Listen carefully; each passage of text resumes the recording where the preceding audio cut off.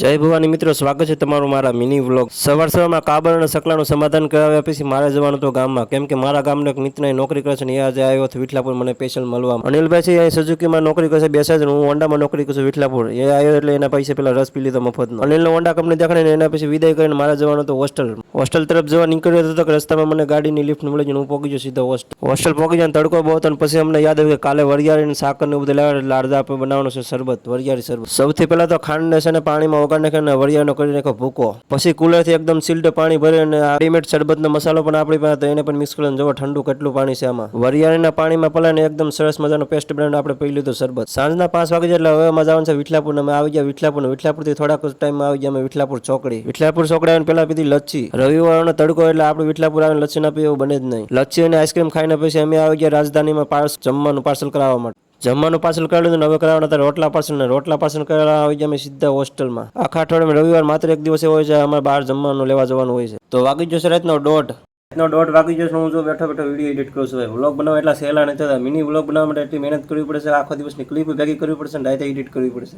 તમને વ્લોગ કેવા લાગે છે કમેન્ટ જરૂર કરજો, અને તમે વ્લોગ મારા ક્યાંથી જોશો એ પણ જરૂર કરજો, અને તમારા મિત્રોને આપણા વિડીયો જરૂર શેર કરજો। મળીશું એક નવા વિડીયો, ત્યાં જય હિન્દ, જય ભવાની બધાને।